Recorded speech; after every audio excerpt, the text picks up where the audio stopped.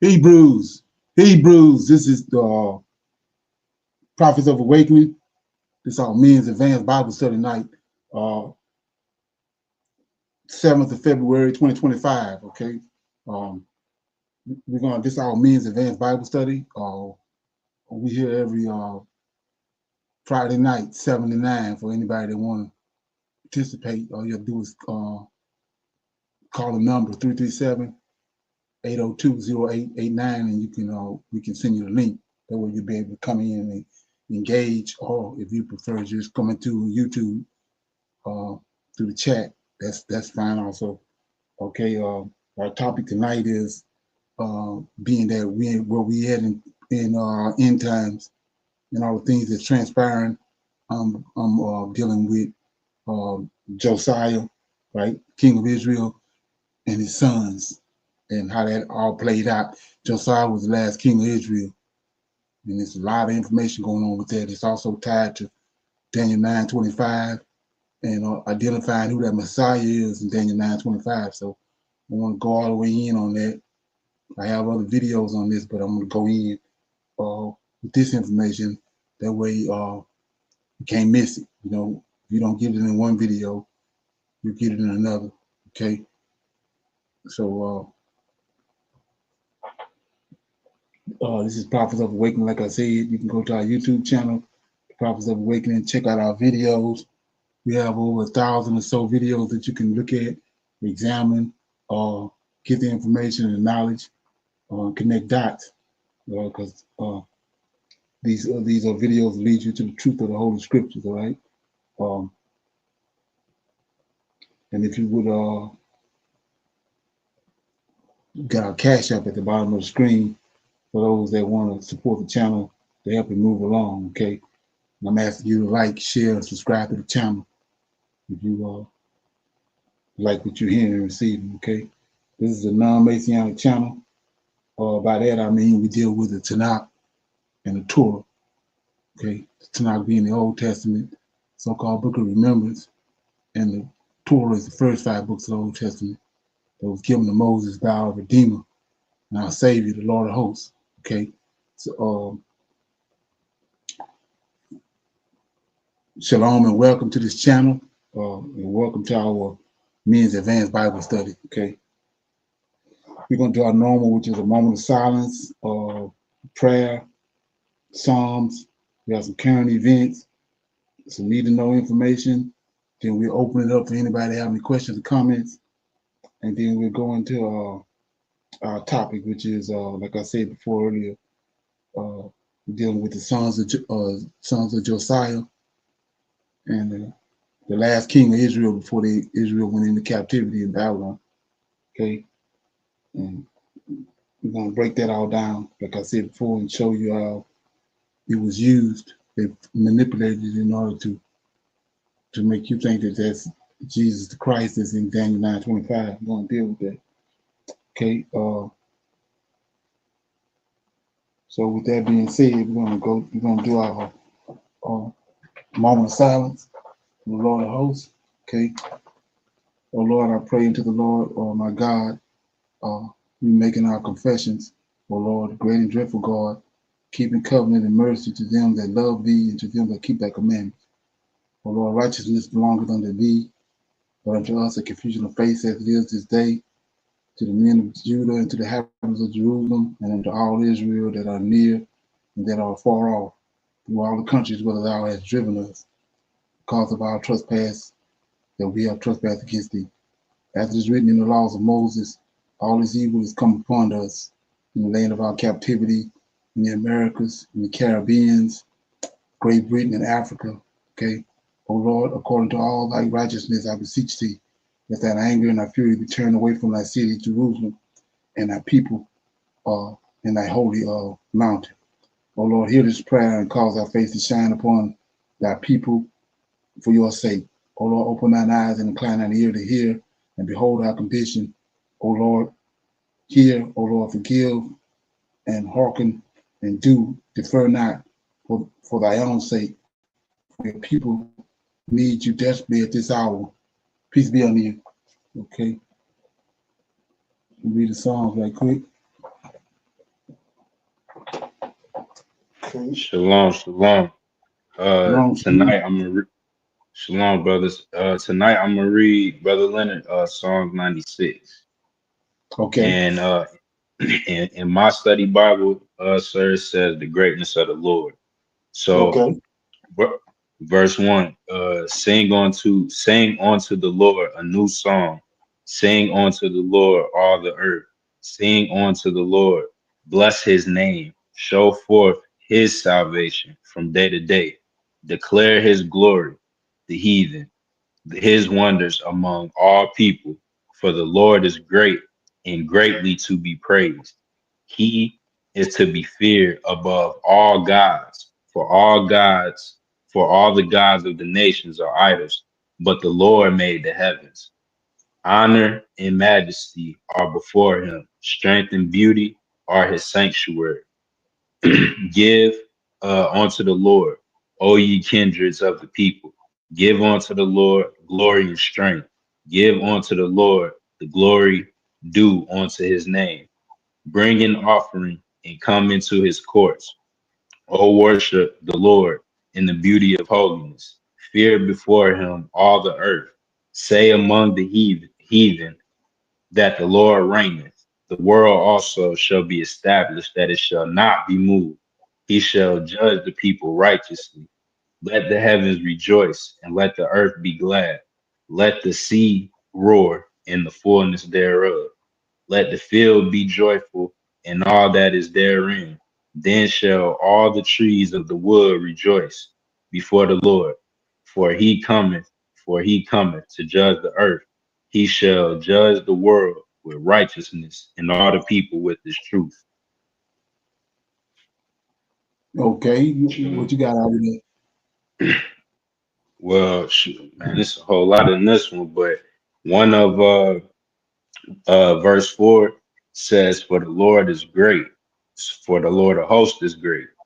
Right. And greatly to be praised. And he, the Lord of hosts, is to be feared above all gods, above all angels and all idols. And then verse 5, where it says, for all the gods of the nations are idols, but the Lord made the heavens. So this Lord, the Lord of hosts, to me, with this saying, is distinguishing between that he's above all the gods, because this Lord is the one that made the heavens, and this is the Lord of hosts.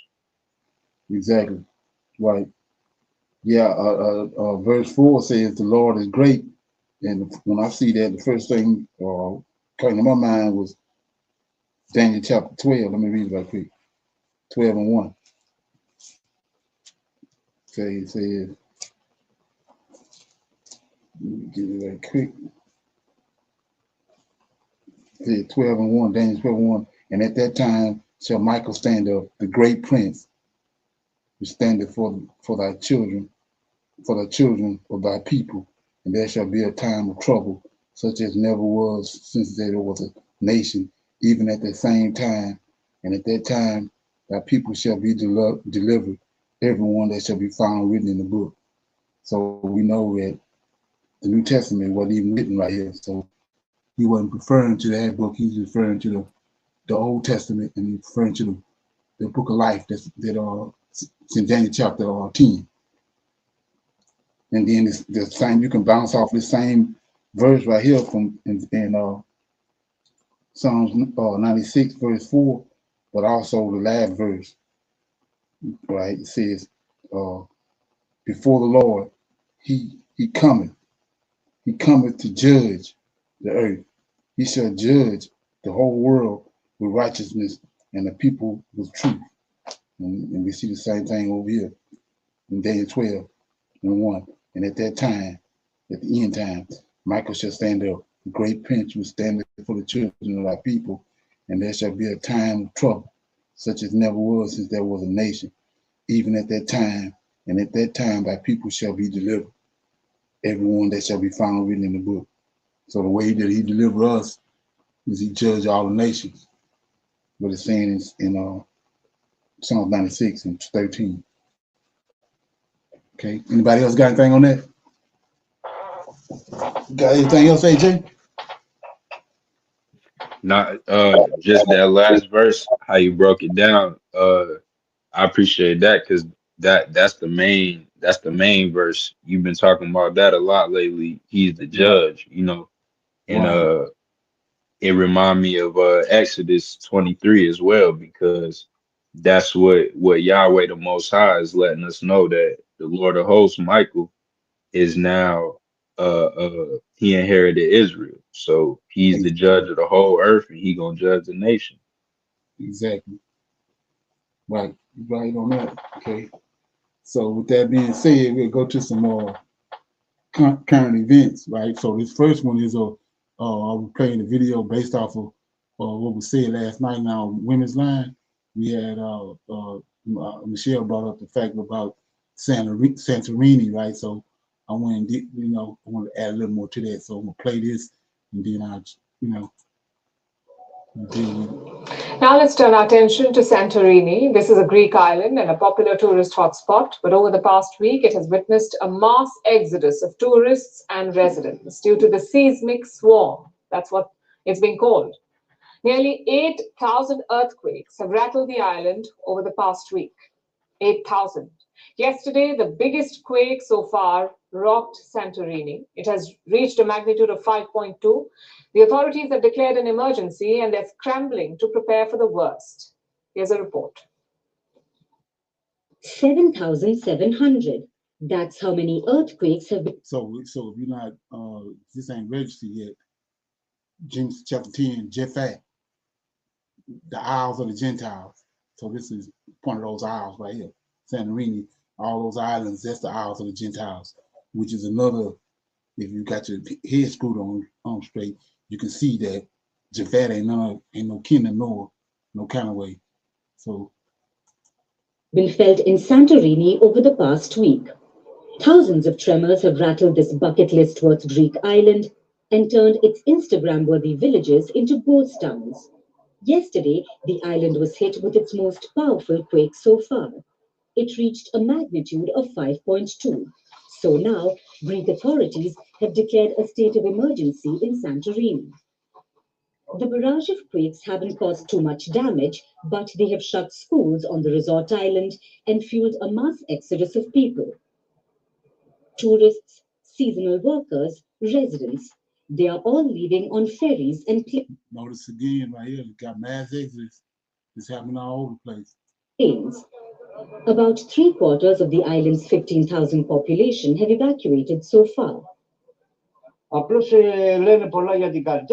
a bit of fear. With earthquakes, there's a bit of fear. Danger is everywhere. The main thing is not to have too much anxiety. The Greek Prime Minister has visited the quake-struck island.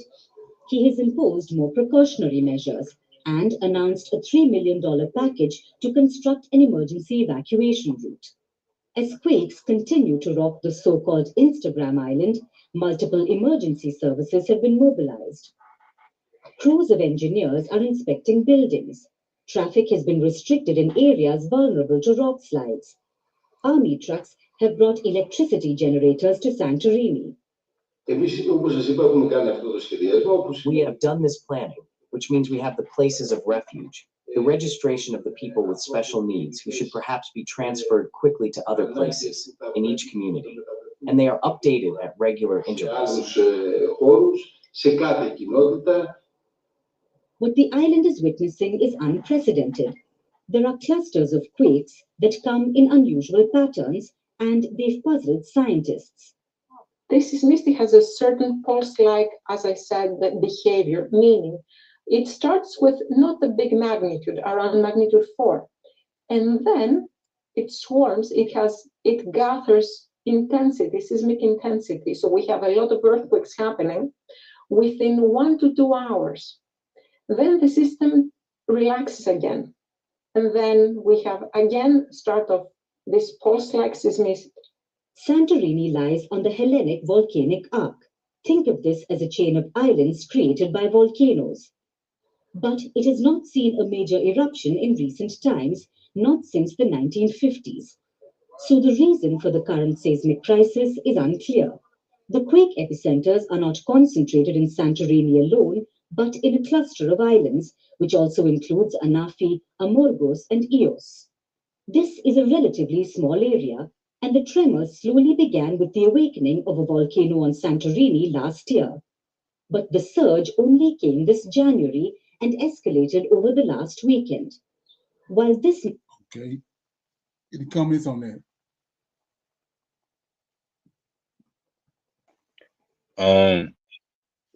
Shalom, Brother Leonard. Well, first of all, I mean, 8,000 earthquakes. Exactly. Right. Right. Right. I mean, dang, because I think Michelle was like it was 3,000, and it's crazy that now it's been 8,000, and she said it's been 1 week, right? Yeah. Exactly. So it's like they didn't reach the time limit of Moab or something. You know what I'm saying? And Right, yes, sir.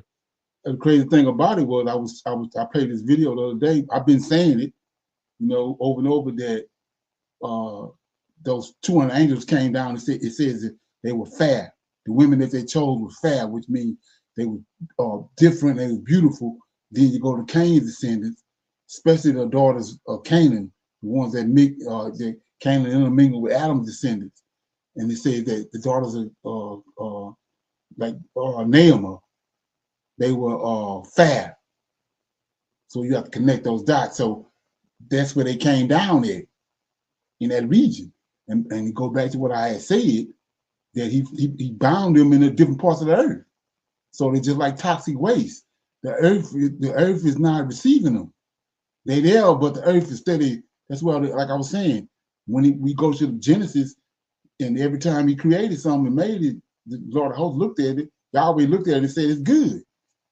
So where these volcanoes come from? Something had to happen to the earth after that that's causing these volcanoes in these certain areas. And we find out that Book of Enoch, those angels were bound in different parts of the earth. He said in the valleys, in the mountains, different places. So it don't make sense to me. And then this place right here, it's got a history anyway. Okay. Anybody else have any comments on that? I'm gonna read a little bit about the history. Anybody have any comments before I start reading that? Okay, so it says Santorini, or classically, the real name, ancient name is Tyra. Thyra is essentially what remains after an enormous volcano eruption that destroyed the earliest settlements on the formerly single island and created the current geological cadre, a giant central rectangular lagoon which is surrounded by high, steep cliffs. The eruption of the volcano during the second millennium BC was actually responsible for the sinking of the western part of the island, and many claims it also responsible for the total destruction of Minoan civilization due to tidal waves, which was tsunamis. Some of the theories support that Thyra was the site of the capital of Atlantis. See that? So it started to make sense. So when you understand what I was saying, those angels came down, slept with the women. Once they slept with the women, they were not able to ascend no more. So you got these highly intelligent beings, 200 beings down here on the earth. That's where Atlantis came from.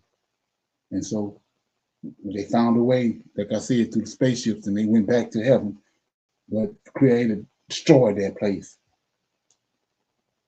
And I think that's what that's what a lot of this about. Even with, like I said before, you can look from the Google Earth at Africa, and it just sticks out the Sahara Desert. So when we go back to what the Creator said, you know what I'm saying? He said it was good. So what the hell this big ass desert come from that's not good and nothing growing on it? There's something had to happen there. So anyway, it says the history of the island. According to searches and excavations on Santorini, the first human presence on the island is situated back in the Neolithic period.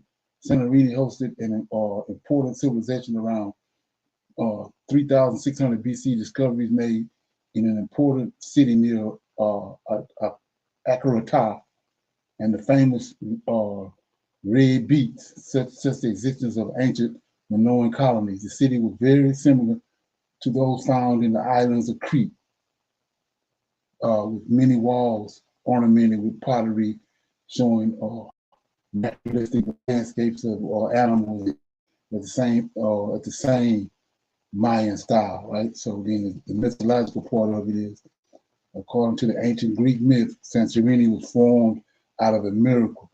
The ancient Greeks had invented an imaginary story over the creation of Santorini Island, a story that is connected to the small island of the Aegean Sea. There, Euphemus, that's one of those dying and rising saviors, right? Saw a dream that he was making love to a nymph, the daughter of a sea god Triton. In particular, after making love, that woman told him that she got pregnant to his child. She got pregnant to his child, and that her father would become angry, and if he knew that that is why she needed a place to hide and give birth to a child. So she then told Euphemius to get a cloud of earth and from Anapoth and throw it into the sea. And when Euphemius woke up, he decided to take the woman advice, and when they sailed, he indeed threw a cloud of earth onto the open sea, and suddenly the miracle of an island emerged to provide a safe place for the pregnant woman. So that's all Greek mythology, right? We know what's up with that. They say it's mythology, but when you go back and do your research, come to find out that it's got a lot of connection to reality. Okay. Anybody else got any comments on that before we go? Move on. Okay. Yeah, I'm gonna keep my eye on that. So with that being said, we're gonna go to this next one. Okay. Major U.S. cities are now on high alert, and millions of Americans are actually scared for their lives. I want to explain what's going on and why millions of people are currently being warned of what's coming. Again, this is something that we knew was coming. This is not something that was just sprung upon us. We have been told that this was going to. Okay, 1 minute. So you gotta. It says you have to connect your mic before you can be added, Joseph. So your mic ain't connected. Happen, and now it is. We just received word from the Trump administration as to what is going down, and this has many people panicking. I'll explain what's going on in just a moment, but all I ask is one thing. It takes 2 seconds. Go ahead, hit that like button if you enjoy these daily updates, and now let's begin.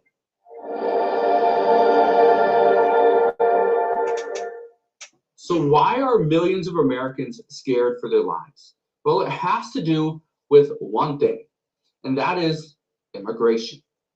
Not that U.S. citizens are going to be deported to Guantanamo Bay.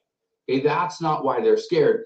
The reason why U.S. citizens and immigrants are scared is because now we have ICE agents raiding cities, going through cities, going to parks and schools and libraries and hospitals, and trying to find these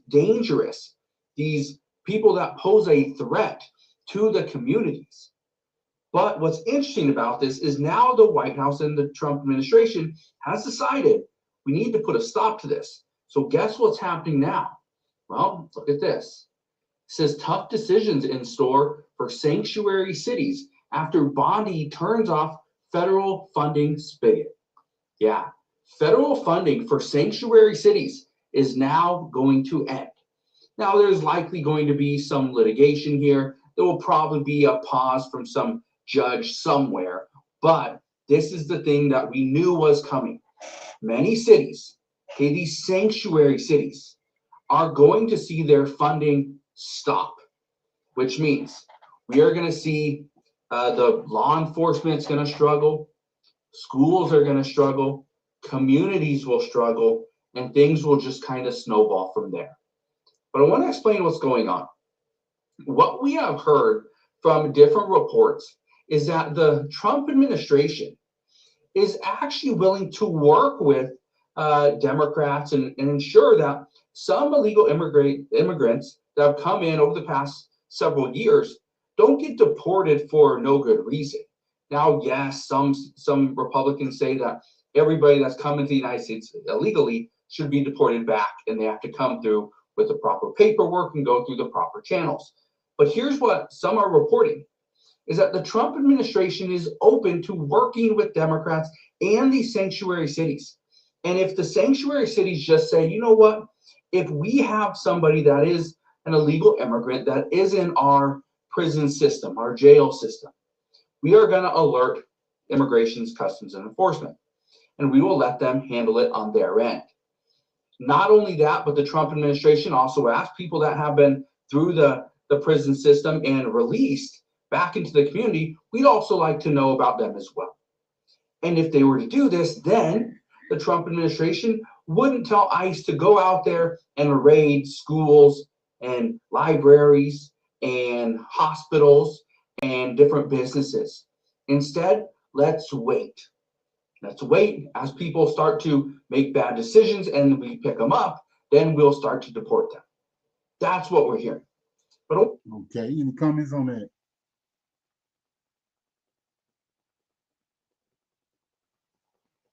Okay, everybody good?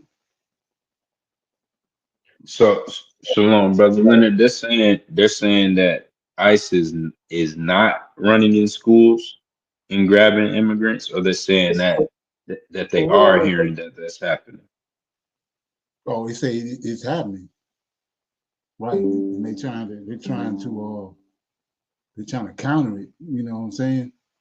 The judges and the judicial system trying to counter it. They're trying to go against what Trump got going on. They're coming up against Trump because of that. Okay, anybody else got anything on that?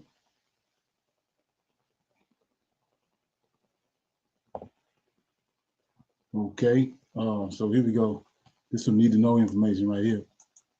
Wake-up call to the big. whole world. The dream of greater Israel is within touching distance. Trump described Gaza as Gaza is a hellhole right now. It's all death in Gaza. Nothing but death and destruction. while the man responsible for these war crimes and wanted on an arrest warrant by the International Criminal Court was sitting 3 feet away grinning. Trump said he would transfer 1.8 million Palestinians. I'm not sure how he comes to that figure. There are 2.3 million Palestinians in Gaza. What happens to the rest? Are they all killed? We're talking about probably 1.7 million people, 1.7 million, maybe 1.8 million. But I think all of them, I think they'll be resettled. This is ethnic cleansing by presidential decree. The U.S. will take over the Gaza Strip, and we will do a job with it too. We'll own it. And turn it into the Riviera of the Middle East. Gaza is interesting. It's a phenomenal location. On the sea, best weather. Some beautiful things could be done with it. This announcement doesn't come totally out of the blue. Jared Kushner, Trump's son-in-law, has mused that Gaza would make absolutely superb Mediterranean beachfront property. In Gaza's waterfront property, it could be very valuable from Israel's perspective. I would do my best to move the people out and then clean it up. If I was Israel right now, I would just bulldoze something in the Negev. I would try to move people in there.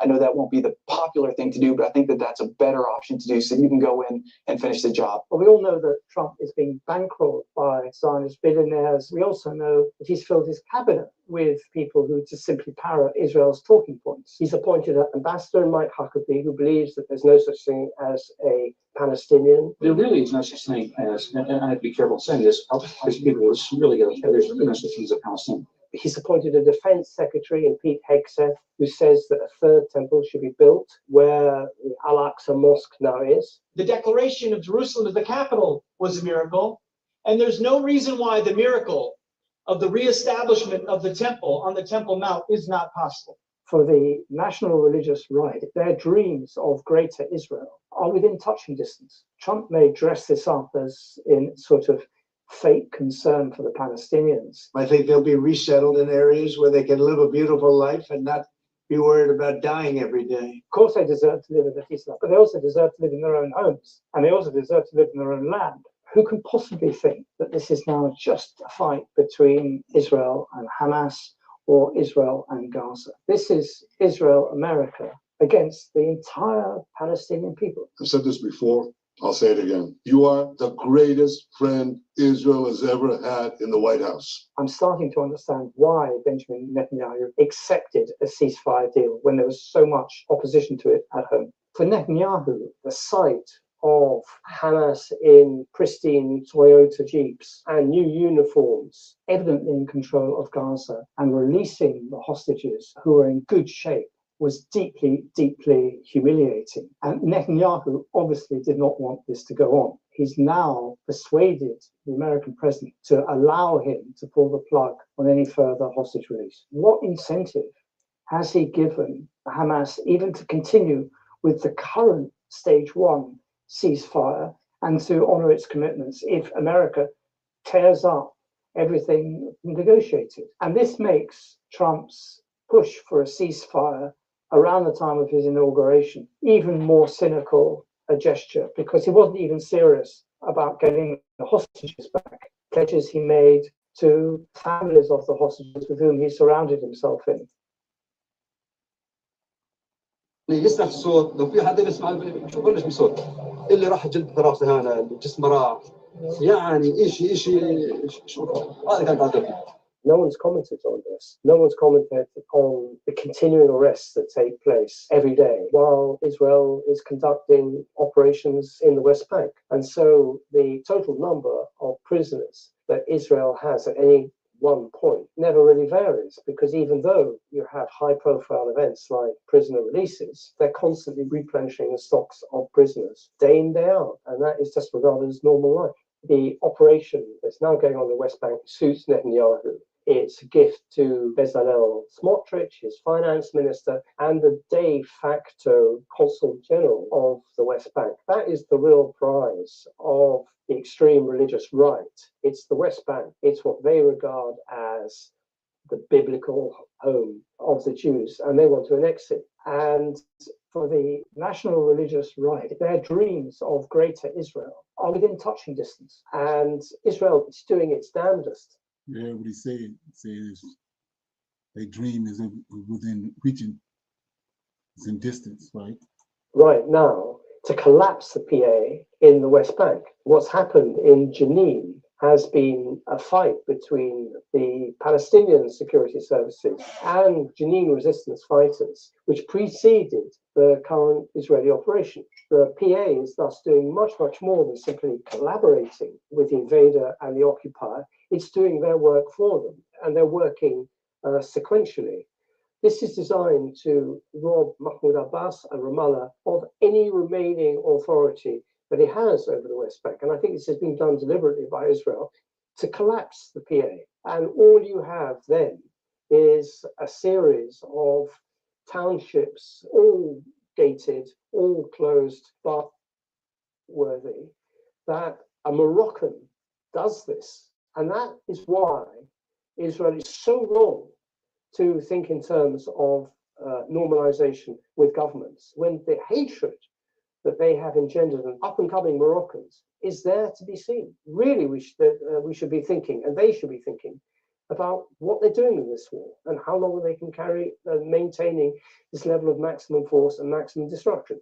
Israel is only prevailing by literally leveling all the neighborhoods around it, and it cannot carry on like that. It simply cannot exist as an armed state which levels southern Lebanon, levels Gaza, levels the West Bank, and occupies now a larger chunk of Syria than it is occupying in Gaza. It cannot exist by this policy of maximum force, because the Arab world and its neighbors have a memory, and they will get these lands back.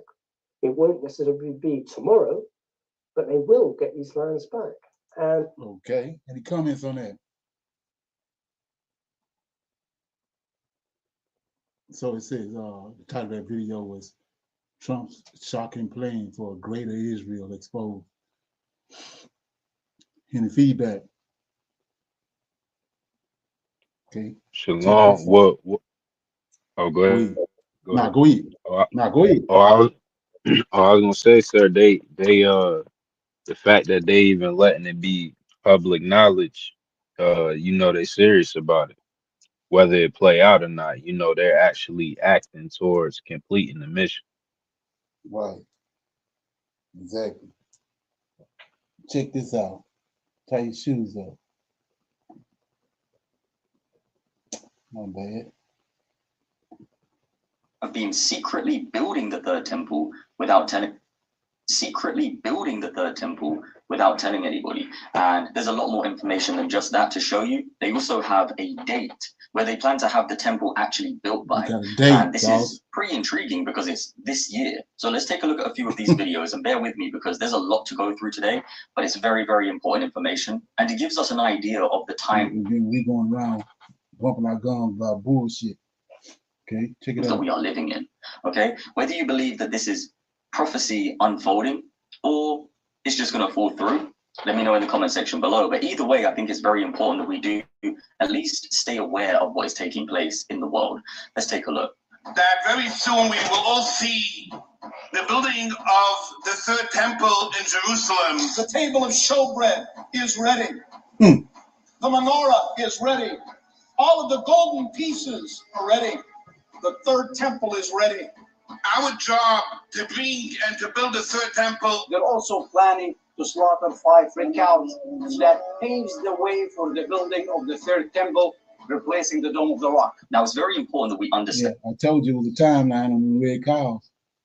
And what is being said here. That's what all this shit about. What is being said is that they would destroy the Dome of the Rock. They would destroy that mosque in order to build the third temple. Now, when is that going to happen? Well, if they're saying, which we're going to get to, that they're going to have this temple built this year, there's going to be an event apparently where this mosque is destroyed. So there's going to be some big events taking place. Also, one thing that I find pretty embarrassing that needs to stop immediately is Christians trying to help build the third temple. Okay, Christians, you should have nothing to do with building the third temple, just so you know. But let's keep going with this video. Jews have announced many times that they would build the third temple on the Temple Mount. But this year, they're dead serious about it. Oh, and if you want to know why you should have nothing to do with building the third temple, let's take a look at 2 Thessalonians 2, 3 and 4 before we continue. Let no man deceive you by any means, for that day shall not come, except there come a falling away first, and that man of sin be revealed, the son of perdition, who opposeth and exalteth himself above all that is called God, or that is what? These people do believe that. So it's a very interesting thing, and it's very strange that Christians are behaving this way. They need to stop. But let's keep going with this video. The red heifers imported from Texas in 2022 are now 3 years old, which means they are ready for a purification ritual according to the Torah. If you want to know more about that, just go and read Numbers 19 in your own time, okay? Because it speaks about this in great depth. This makes them eligible for the ceremony needed for the third temple preparation. But why the Jews are very silent about it? Well, actually, they are not silent. The leak information from the Temple Institute officials, the red heifer ceremony will take place in the Passover holiday 2025. Did you hear that? The red heifer ceremony is going to take place at Passover 2025. That is this year. That is this year. Let's take a look at the exact date. It is apparently the evening of Saturday, the 12th of April, 2025, Sunday, the 20th of April, 2025. So these are the dates that come up on Google. The holiday of Pesach, which is Passover, falls on the Hebrew calendar dates of Nisan 15 to 22. So there you go. It's going to last between these dates, and that's not far away, right? That is not far away. Just recently, the Sanhedrin, a Jewish religious authority, has called all Jews around the world to return to the Holy Land, and they should be ready to build the third temple. And we have asked them that all. So like I said before, when you come across nut buckets, you ain't got nothing to do. Creator gonna get their mind right. Jews around the world have an obligation, I feel, right now, to do whatever is in their power to come to Eretz Yisrael, and that is the mitzvah of the Torah, and that The mitzvah is the commandment of the Torah, by the way. The Sanhedrin has also called for global participation in the rebuilding of the Third Temple. They have reached out to world leaders, including Russian President Vladimir Putin and the current U.S. President Donald Trump, What that from, mate? urging them to support the rebuilding the Third Temple. Oh, and you notice this here?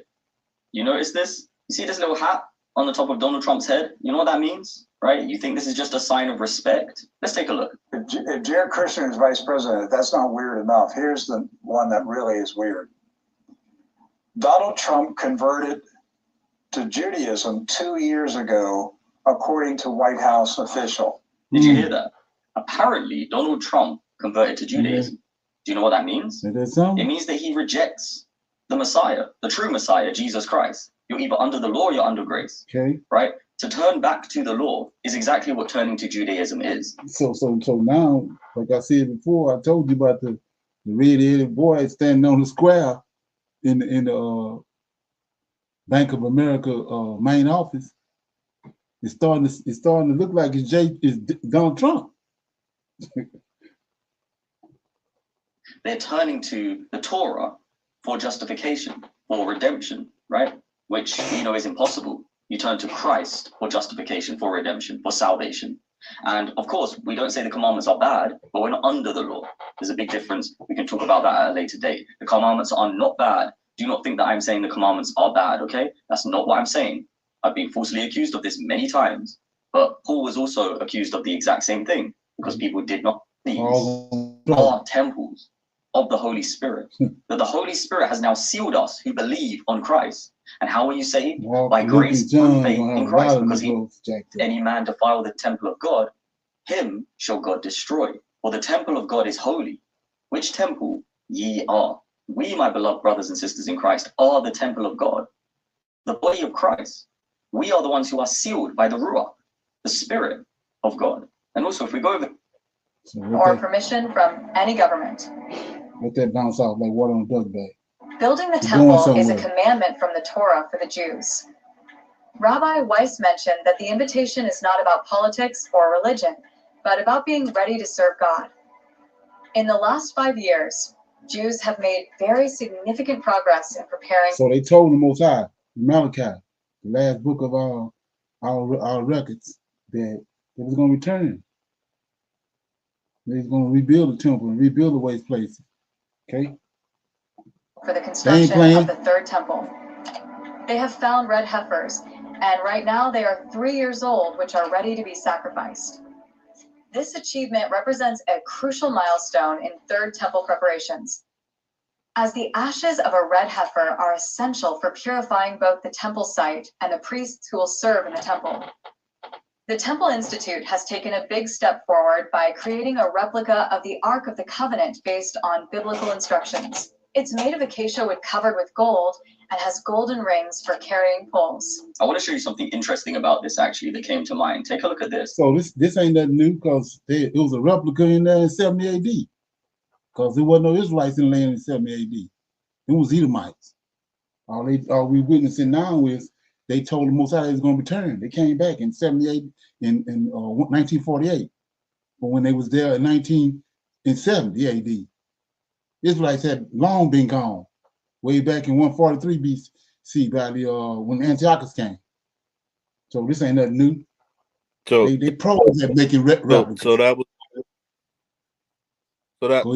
what you was talking about before, or what? Yeah. So what people don't realize is that's what the whole rededication means, right?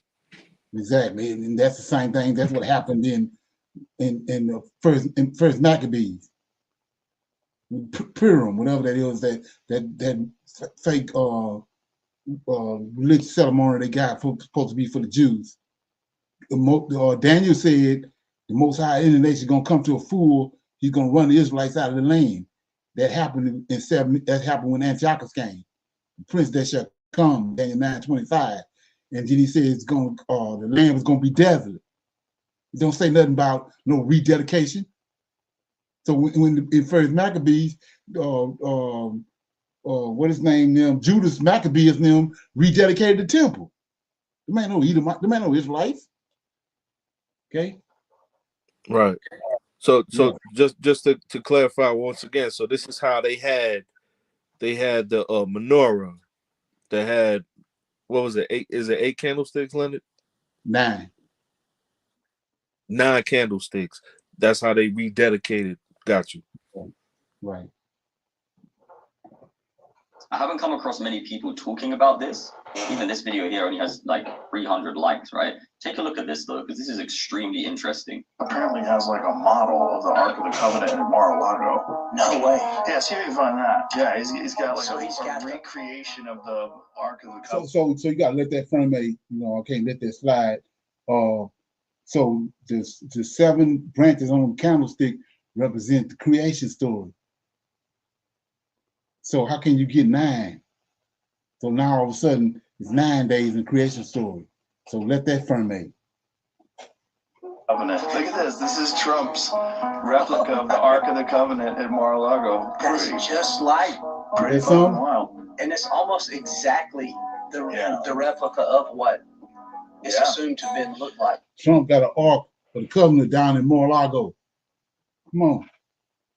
Well, I mean, I think that's a recreation based on biblical accounts. So why was this model at Trump's house?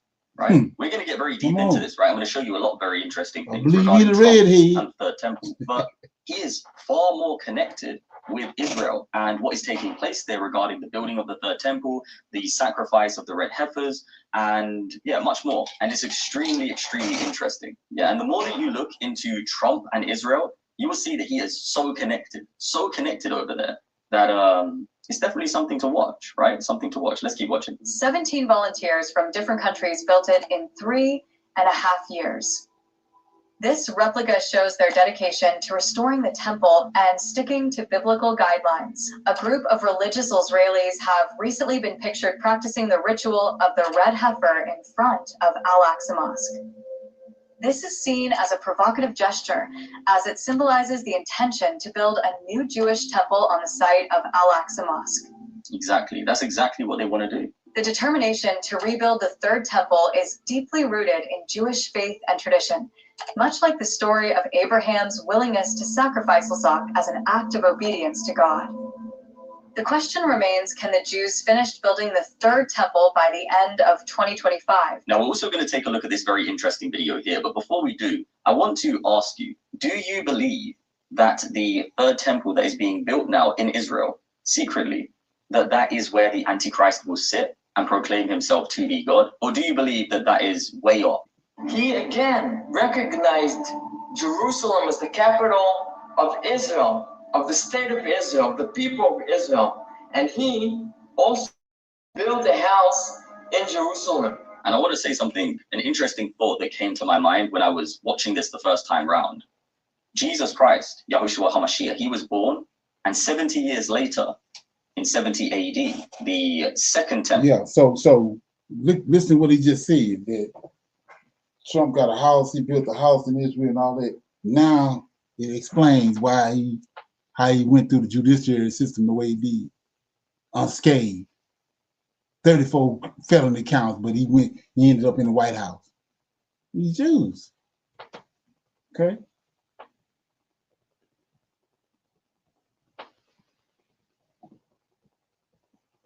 Has a very, very important role. Now, I want to show you why this is so deceptive, okay? Because none of the Jews actually believe that Jesus Christ is the Son of God or God himself. So when you have a Sanhedrin member, remember, The true living God and to prosper and thrive according to God's will. It's so simple. Do you think that the Vatican, Pope Francis, he seems to have a similar message? Do you think that Rome will go along with this too? Do you think this is... No, I don't think so. In the U.S., there are 30,000 denominations of Christianities. So, according to what we receive, part of them will be part of the redemption, part of them no. So who are going to be part of the redemption and who are not? Well, according to them, redemption comes how? Through them. According to Scripture, redemption comes through... Would hit the gold candelabra and it would spread the light like symbology from the temple. So it reflects the sun. It reflects the sun. As it rises. Now take a look at who this woman is. From the east, and this is what we're seeing in this picture over here, right? This is the sun reflection from the lamp of Queen Helena. That's right. Here it is. So look, Helena of Adibene. Sorry if I'm pronouncing that very badly, but she was an Iranian Zoroastrian magician and queen of this place. So she was a magician. She was a Zoroastrian. Apparently she converted to Judaism, that man said, but it's still very strange. Very strange that they have that hanging above the third temple door, or at the top of the third temple door. Yeah, this crazy, man. So anybody that's interested in it, you want to check this out. I talked about it before, but I did a lot of research on it. But like I said, there's certain things I don't talk about unless somebody bring it up or they click the right button. But EDSSA. It was a kingdom that was in Israel during the time of 70 AD, and they saying that that's where JC came from. But that's this queen they talking about right here. It's from that same place, EDSSA. So you want to check that out. That's a rabbit hole. You want to check it out. So anyway, this video right here is Trump and the Third Temple 2025, end time secret construction, and Israel's red heifer. So you want to go check it out and connect some dots. Vicky, you can connect some dots. Anybody got any comments?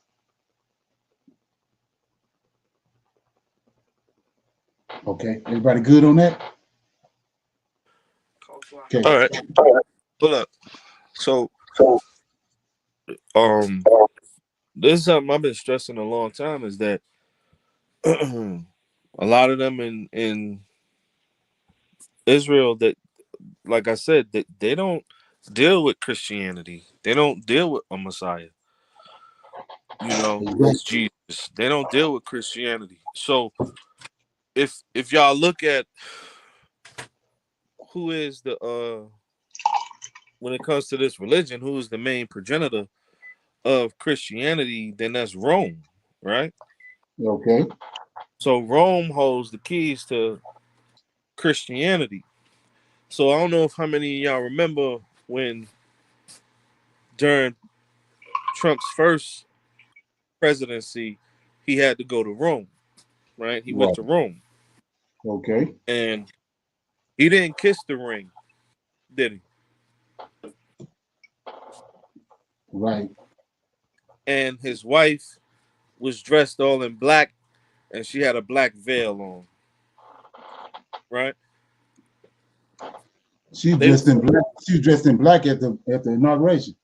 Dressed in black, but she had a veil on when every president that we know of goes to kiss the ring. Yo, Trump didn't treat the Pope with any type of obeisance, right? For a lot of, for a better word, he didn't look at the Pope the way the rest of the presidents looked at the Pope. His wife had a black dress, a black veil on, and everything. It is the death of that religion. This is what was taking place in 2017, right? During the same time the eclipse happened. But anyway, so he was already telling you that, I don't deal with that religion. But if we'll go back to the redhead, right? The redhead ain't Trump.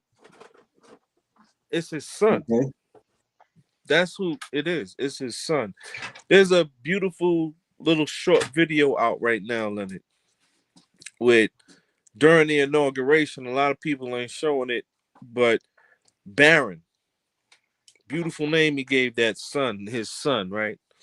Barron.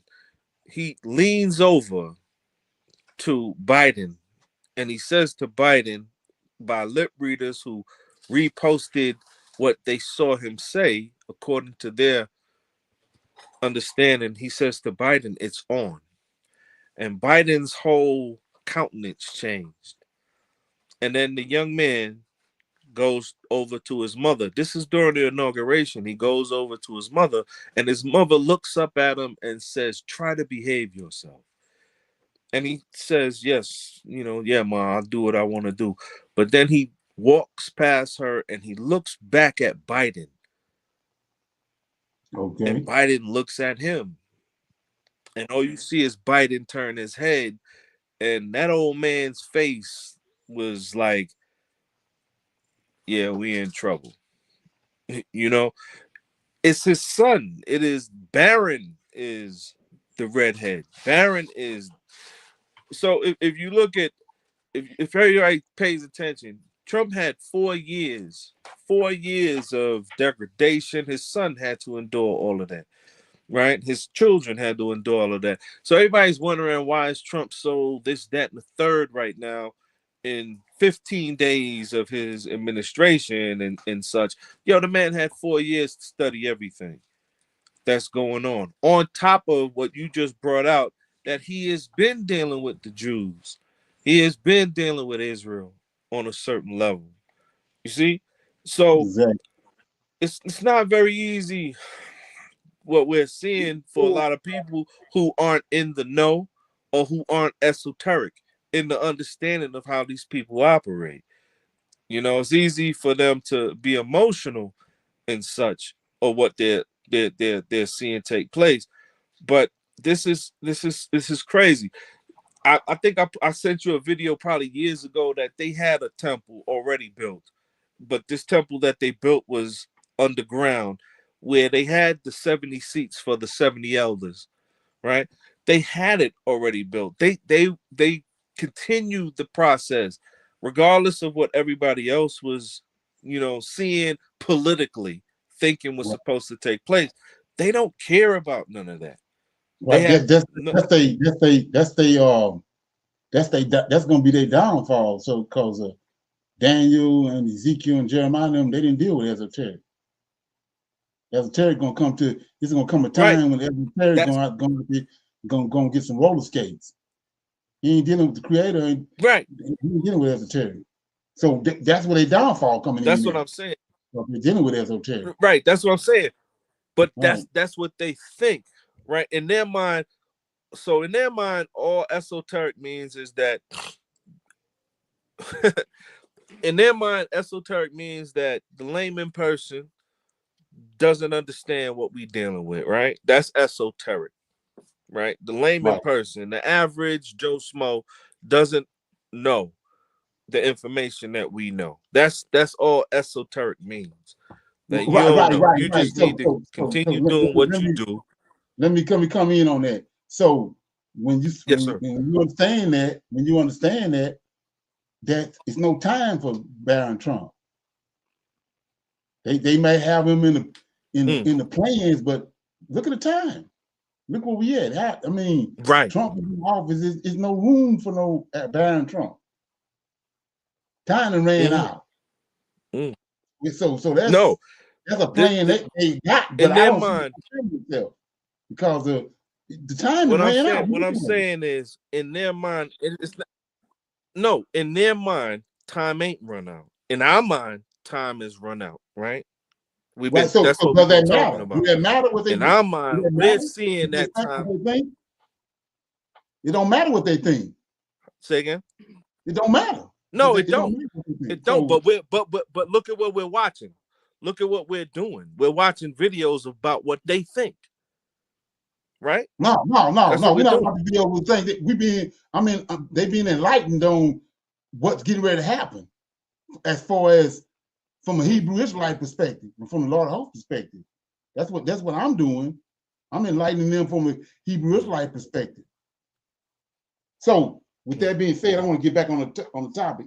So it says that when you go to like I was saying, with the Helena and this EDESSA, that's where when JC disappeared, which was, I told y'all how it was what his name was, cesarean. When his mama Cleopatra, he sent him to up in the monastery, and he went to this place right here. We got to do the research on it, and then he came back. It was a kingdom that was connected to Cleopatra. And he went away. Then when he came back to this place. And then from here, he went to Jerusalem looking for his Thomas and his twin brother, his twin sister and brother, and his three siblings, had brothers and sisters. But it's tied to that place I'm talking about right there. So you want to check that out. It means that's a rabbit hole to go down, right? So let me play this right here. And then we'll go into our topic, which is the sons of Josiah and King of Israel, right? We want to connect that with Zerubbabel because it's major that you got all these people believing in JC. But when you go the route right here and deal with Zerubbabel, you can see it's obvious. It's on you after it's broken down and you hear this information and you keep on continuing dealing with JC, then it's on you. So let me play this and then we'll go into the topic. Okay, it's here we go. Yeah, here we go. And I warn everybody about this right here, so let's check it out. And again, we wish to recognize the I told you this was coming. Now we know why now because of what we just found out about Trump. Since the last meeting of the Council on the situation in the Eastern DRC. What if the truth about the Rwanda-Congo conflict isn't what you've been told?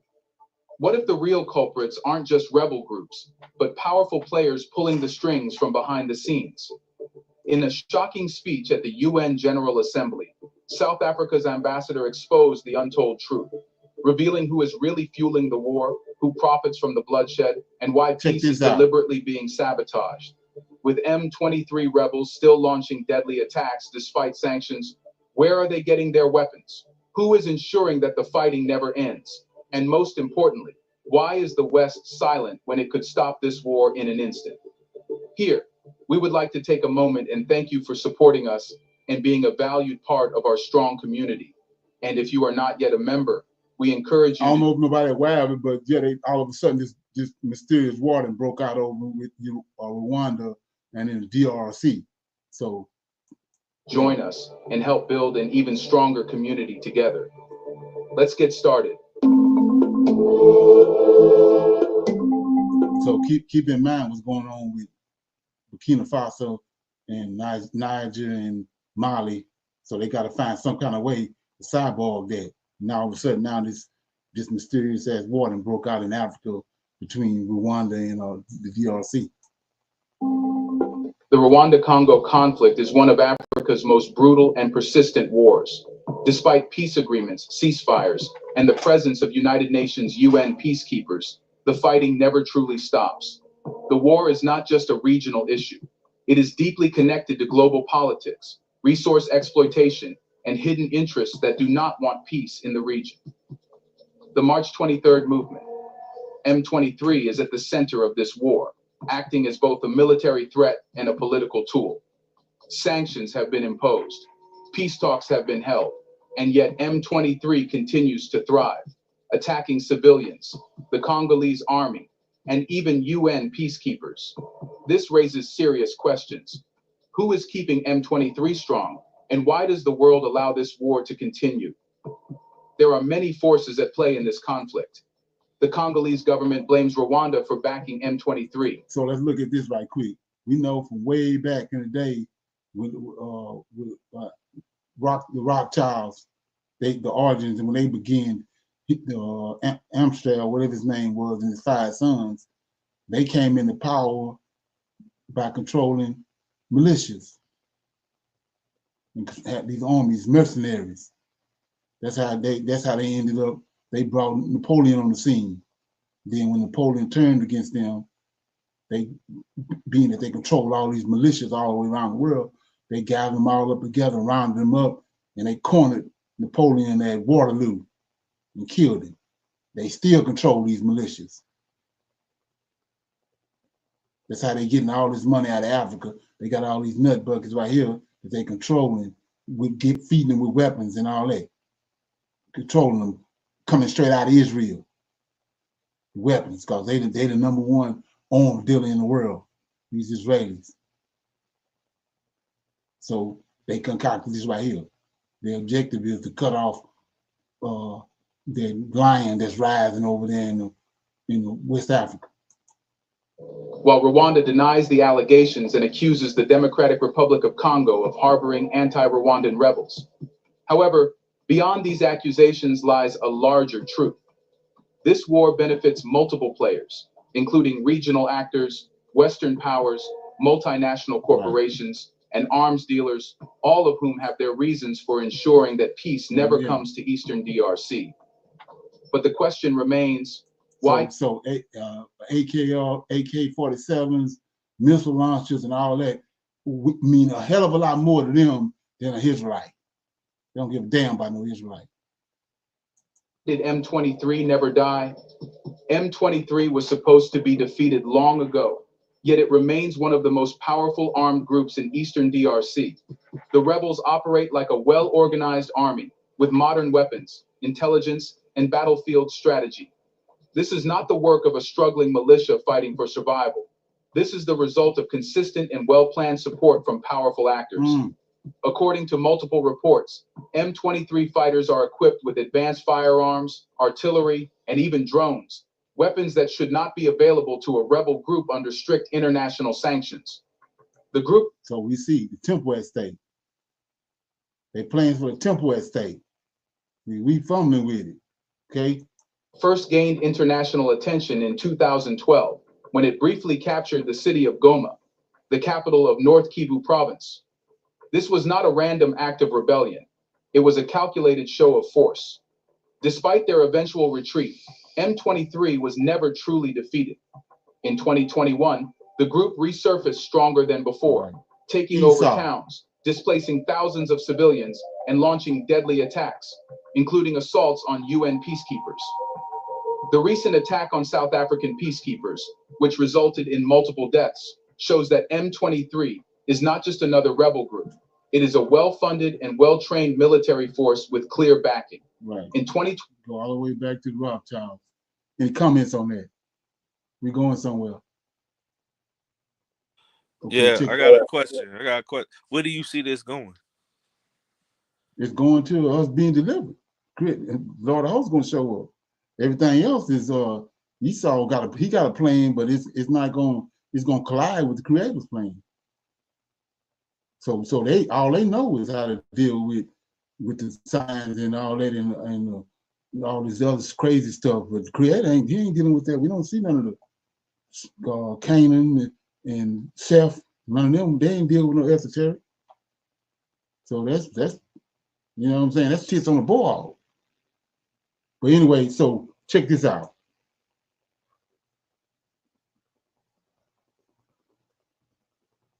You're a lady. Imagine somebody comes to you, wants to talk to you. This is just a nugget. Looks nice, well dressed, very. It did something to me. I don't know about anybody else. But check it out.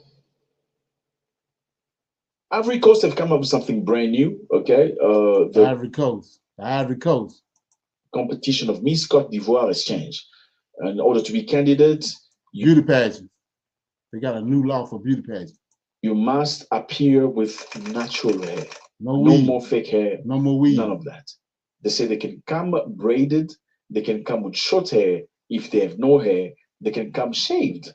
Concernant les innovations de cette année, nous avons mis l'accent sur la taille d'abord, qui va passer à 1m67 pieds nus. La deuxième innovation de taille, c'est que pour les présélections cette année, tous les candidats devront venir avec les cheveux naturels. On ne veut plus de tissage, on ne veut plus de perruque. This changes comes from the fact that we are often questioned about the fact that locks, wigs, and addition do not come from Ivorian culture and African culture, explains Victor Yapobi, president of Miss Côte d'Ivoire. So Miss Côte d'Ivoire, the beauty pageants competition, I say from now on, all candidates must come natural. No more fake hair, no more wigs, none of that. None of all that. You come with your natural hair. If you have no hair, you can come shaved, or you can braid your hair, or any of that, because people are tired of fakery. What is fakery? Fakery is taking somebody else's identity. Right. And look. So they transforming themselves. with all this bullshit that the Europeans have concocted. Yeah. They transforming themselves. They ain't I not said who I seen another one. I don't know which country it was over there that they said they're no longer using the French language. Did you see that one? Yeah, exactly. That's all Tory behind all that. Like I had played that video where he said, remember those white wigs they wore? They like the George Washington wore. Yeah, the colonial days, right? The colonial, they Tory burned all that. They said they're no longer using. Yeah, they're no longer using that language of them colonizers. Right. They're going back to figure out, even if they got to figure out what their language was, they're gonna get it. Yeah, I seen that, man. That's deep. Exactly. Yeah, nobody paying attention to it, and that's what, like I was saying, when you go back to Ham and what the scriptures told us after he sent Moses there, the Lord of hosts showed up and delivered the Israelites. It says that mixed multitude followed the Israelites out of Egypt. Who is this mixed multitude? That's Ham, the man he created on the sixth day. When the 200 angels came down and them giants showed up, they threw Adam's descendants away. Adam, they were subject to Adam's descendants before that. But when the giants showed up and the fallen angels showed up, they threw them away. And they started worshiping the Egyptians. So that was our first understanding of oppression. Right. And rebelling against the Lord. Okay. Yeah, that's oppression. That's definitely part of oppression. Or you gonna rebel against, you know what I'm saying? Ain't that what Antiochus did? Oh, oppression. You gonna have to rebel against what you know in order to survive. Or die. Or you gonna die. Right. Exactly. Yes, sir. Ain't that something? Right. So with that being said, nobody got any comments on that? Okay, yeah, so we'll go into the class. Like I said before, I did a video. I got several videos on Zerubbabel, but I got some more information, and I'm just going to put this out there and try to hit those Israelites, those Christian Israelites from any angle I can. So this is the sons of Josiah, king of Israel. I'm coming from that way, but my objective is to destroy JC, because as far as I'm concerned, that the golden cord is Isaiah 9:25. They want to act like it ain't, but that golden cord to connect JC for you to start even dealing with JC is in Daniel 9:25 when they say that's him in Daniel 9:25, and I'm over and over again showing you it ain't none of him. You got to give him some roller skates. So we're gonna start out in Daniel chapter 9, chapter 1, verse chapter 1, and I'm gonna see how I'm doing this. Verse 9. I'm gonna read 1 through 9. I'm gonna read up to verse 9. So I'm in Daniel chapter 9. Okay. And you're gonna see how the extremes they went to have you believing that that's him in Daniel 9:25. Because that had to be expounded on. Okay. Okay, so you go to Daniel chapter 1. All right, I'm in Daniel chapter 1. There's a lot of information in this. So tie your shoes up. I'm in Daniel chapter 1. Okay, it says, in the third year of the reign of Jehoiakim, king of Judah, came Nebuchadnezzar. And just for GP, you got Jehoiakim is one of Josiah's sons. So Josiah was the last righteous king before the Most High ran the Israelites out. Not in 70 AD, but Antiochus came and ran them out. So Josiah was the last righteous king before they went to Babylon. Okay, so it says, in the first year of the reign of Jehoiakim, king of Judah, came Nebuchadnezzar. See that? Check it out. Came Nebuchadnezzar, king of Babylon, unto Jerusalem, right? And besieged it. Remember what the Lord said, and what he told David before he died. When you die, I'm gonna keep a son on the throne out of your lineage.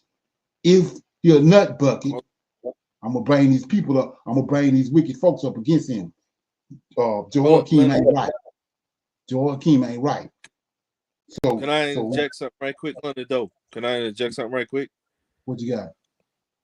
Just to interject that God told Josiah that I'm not going to destroy Jerusalem while you're alive because of what Josiah did, what Josiah figured out.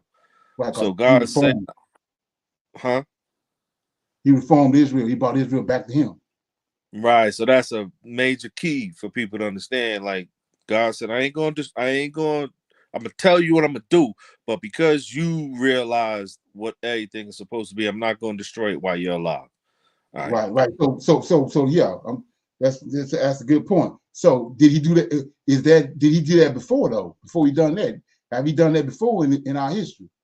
Didn't he do that with the righteous men before the flood? He brought all them to himself. He called them to himself before the flood. He didn't want them to see the flood. So, yes, sir. So right. Okay. So verse 2, Daniel chapter 1, verse 2 says, and the Lord gave Jehoiakim, king of Judah, into his hands, Nebuchadnezzar's hands. Check it out. With part of the vessels. That's a big. There's something going on with that. Part of the vessels of the house of God, which he carried to the land of Shinar. See that? That takes you right back to Genesis, chapter 11. Shinar, to the house of his gods, and he brought the vessels unto the treasure house of his God. And the king spake unto Appanus, master of his eunuchs, that he found that he should bring certain children of Israel. Check it out. Certain children of Israel and of the king's seed. See that? So king's seed, David's lineage. Go back to the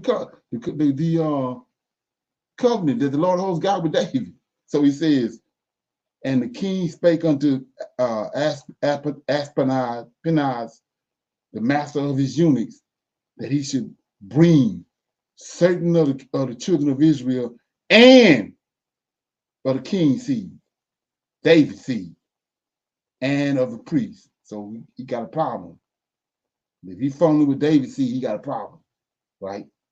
So 4, the children in whom was no blemish, but well favored and skillful in wisdom and cunning and in knowledge and in understanding science, and such as had the ability in them to stand before the king's palace, and whom they might teach the learning of the tongue of the Chaldeans. And the king appointed them a daily provision of the king's meat and of the wine which he drank, so nourishing them 3 years, that at the end of thereof they might stand before the king. So, like I said before, right here, we're going to see how you got all these people talking about the Israelites over here with our land over here and the Israelites over here. But look at this right here. And like I was saying, you got to look at how, like he just mentioned that, Mike just mentioned how that the Most High spared Josiah from seeing that. He took him. He did it before. He did it with Noah. I mean, not Noah, but with Methuselah and those people. He took them before the flood came. He didn't want them to see the flood. So the carnage. So right here, now among these were the children of Judah: Daniel, Hananiah, Meshach, Azariah. Now here you go, 7. Unto them, the prince of the eunuchs gave them names. See that? Check it out. So they saying that we was already here, right? Says, unto whom the prince of the eunuchs gave them names. He gave unto Daniel the name Belteshazzar. See that? He named him, but the name of his God. He changed his name. Same thing when we got here. Okay? And Hananiah, Shadrach, and Meshach, and Azariah, Anna. So why are they doing this? Because their names take them to their creator. They change their names. Okay? So anyway, 8. But Daniel proposed in his heart that that he should not defile himself with the portion of the king's meat, nor with the wine which he drank thereof. And he requested of the prince of the eunuchs, check it out, prince of the eunuchs, that he might not defile himself. Now here we go. Like I say, this ain't nothing new when we understand scriptures properly. 9. Now God had brought Daniel into favor. God, the Lord of hosts, had brought Daniel into favor. Don't we see that all through the scriptures? He did it with Joseph. Okay, and God had brought Daniel into favor and tender love with the prince of the eunuchs. And the prince of the eunuchs said unto Daniel, I fear my lord the king, who have appointed me, your meat and your drink for why should he see your faces worse liking than the children which are of your sort? Then shall ye make me in danger of my head to the king. So right here, we see the Lord of hosts already dealing with the prince of the eunuchs, making him have favor with with Joseph. We saw that with Nebuchadnezzar. The Lord of hosts for Nebuchadnezzar, he showed favoritism toward Jeremiah. So, like I said before, these are, when you read this, these should be encouragement and enliftment to show you that it ain't nothing finna happen. Ain't nothing finna happen to you if you dealing with the Creator, you dealing with the Lord of hosts, and you dealing with heaven. There ain't nothing finna happen to you. We see him showing favor out over and over through the scriptures. Okay, so anyway, so that's how they started out right here with Daniel went into captivity in Babylon. So when you understand the story, 3 excursions happened. A lot of people don't know that. Nebuchadnezzar came to Babylon. Nebuchadnezzar left Babylon and came to Jerusalem on 3 different occasions and brought Israelites out of Egypt, out of Jerusalem to Babylon. So that's where we're gonna go from here. And it's all tied to Josiah and his sons. And this is how they hoodwinked the scriptures and put JC in this story right here and twisted it all up. So let's look at it. So I'm in 2 Kings. Okay.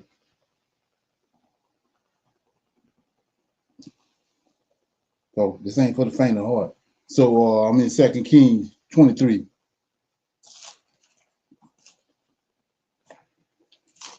2 Kings 23, 28 and 30. So this is what I'm dealing with right here is the death of Josiah. So this is how it started. It all started with Josiah when he died, right? Now the rest of the acts of Josiah and all that he did, are they not written in the books of the chronicles of the kings of Judah? In his days, Pharaoh Necho, king of Egypt, went up against the king of Assyria. So that's, like I said before, we're gonna connect all these dots. So we're dealing with the king of Assyria. That's what the 10 tribes connected to the king of Assyria. Keep that in mind, right? It says, to the river Euphrates, and King Josiah went out against him, and he slew him at Megiddo. And when he had seen him,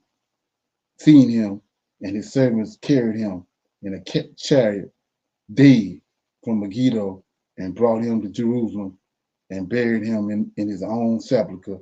And the people of the land took Josiah, the son of took Jehoshaphat, the son of Josiah, and anointed him and made him king in his father's stead. So right here, we're gonna see right here, Saul. Saul was wicked as hell, and he was in. The people chose him. The Creator didn't choose him. If you go when David was anointed, the Lord of hosts himself sent Samuel and told him to go to Jesse's house. And when he said when he got there and he found out who David was, he said, anoint him. I chose him. So notice right here, this boy right here, after Josiah died, which was the righteous king, the people of the land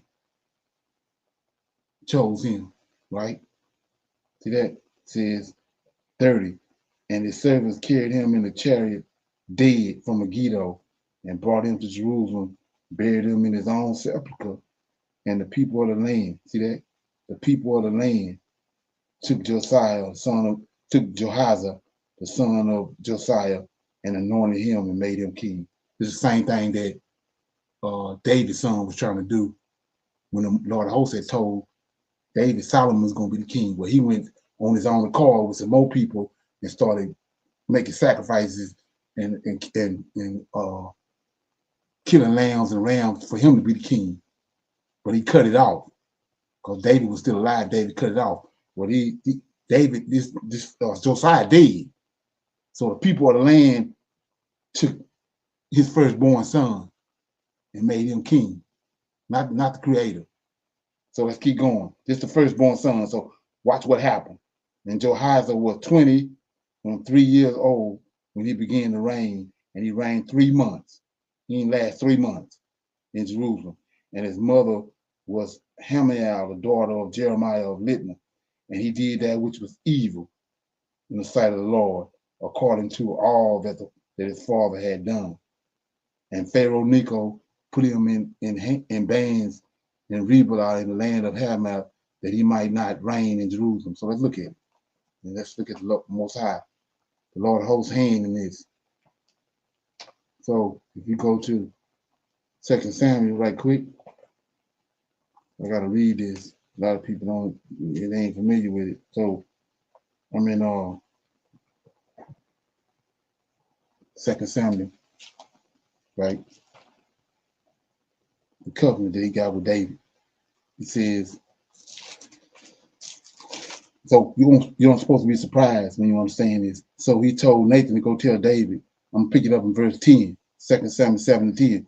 Moreover, I will appoint a place for my people Israel, and I will plant them that they may dwell in a place of their own and move no more. Neither shall the children of wickedness afflict them anymore, as before time. And that since the time that I commanded judges, this is the Lord of hosts talking, since the time that I commanded judges to be over my people Israel, and have caused thee to rest from all thy enemies, also the Lord telleth thee that he will make thee a house, talking to David. And when thy days are fulfilled, right here, when you die, he told David, when you die, thou shalt sleep with thy fathers. I, the Lord of hosts, will set up thy seed after thee, which shall proceed out of thy bowels, and I will establish his kingdom. Here you go. He shall build a house for my name. Solomon did that, and I will establish the throne of his kingdom. Now here you go. I will be his father, and he shall be my son. If he commit iniquity, that's why he's telling you. Every one of them boys, he tell you whether they was wicked or whether they was righteous, because it's stipulations. I will be his father, and he shall be my son. If he commit iniquity, right? I will chasten him with a rod of men. That means you're gonna bring these other wicked ass men like Nebuchadnezzar and Cyrus and the king of Assyria. You're gonna bring them to Jerusalem.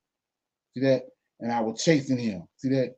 With a rod of men, with the stripes of the children of men. So now let's go back and look at what happened to Jehoahaz. I'm in 2 Kings 23 and 31. Jehoahaz was 20 and 3 years old when he began to reign. And he reigned 3 months in Jerusalem. And his mother's name was Hamathal, the daughter of Jeremiah of Libnah. And he did that which was evil. See that? In the sight of the Lord, according to all that his father had done. Right? Lord of hosts is keeping his word. What he told David. 33. And then he sent Pharaoh Necho, put him in bonds at Riblah in the land of Hamath, that he might not reign. See that? So who doing this? It ain't the king Pharaoh Necho.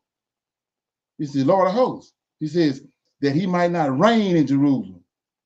And he put the land to tribute of 100 talents of silver and a talent of gold. And the Pharaoh Necho he being used by the Lord of hosts. Pharaoh Necho made Elohim, the son of Josiah. This is Josiah's second son of Josiah, king in the room of Josiah's father. Not the Lord of hosts, Pharaoh Necho, right? The first boy, the people made him the king. Right here, Pharaoh Necho made Elohim Eliakim, the son of Josiah king, this second son, in the room of Josiah's father, and turned his name. Look at that, changed his name. Same thing they did to Daniel now. To Jehoiakim, and took Jehoiada away. See that? All because of the promise that the Lord holds God with David. It took Jehoiada away, and he came to Egypt and died there, just like he told David. See that? And Jehoiakim gave the silver and the gold to Pharaoh, but he taxed the land to give he taxed the land to give the money according to the commandment of the Pharaoh. See that? According to the commandment of the Pharaoh. And he exacted the silver and the gold of the people of the land, of every one according to his taxation, to give it unto the Pharaoh Necho. Not to the Lord of hosts, Pharaoh Necho. 36. Jehoiakim was 25 years old when he began to reign. Check it out. And he reigned 11 years in Jerusalem, and his mother's name was Zubadah, I can't say that name, the daughter of Pedaiah of Rumah. And he did that which was evil in the sight of the Lord, and according to all that his father had done. So we see right here, we already know what's going to happen. If you know the script, we already know he did wicked. He got a promise with David. If they do wicked, he gonna bring the drama on them. So here go the first excursion right here. I was telling you about.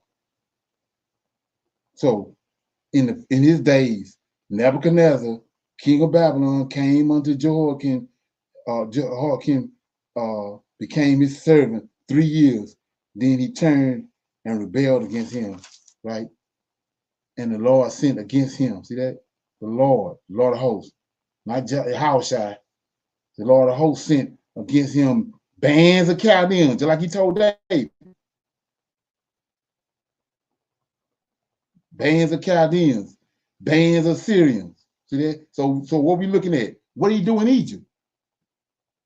Frogs, locusts. He's doing the same thing right here, but he's using men. And the Lord sent against him bands of Chaldeans, bands of Syrians, bands of the Moabites, bands of the children of Ammon, all these wicked ass folks. And he sent them against Judah to destroy it, like he told David, according to the word of the Lord. See that? Which he spake by his servants, the prophets.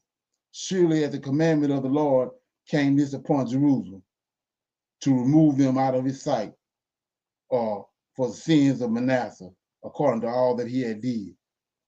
And also for the innocent blood that he shed, for he filled Jerusalem with innocent blood, which the Lord would not pardon.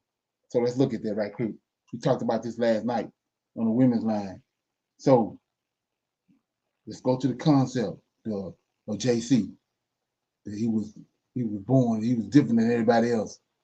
He was born without no sin, even though Solomon said that every man that comes through the vortex of a woman, through a woman's womb, he come into this world in sin. But JC is sinless.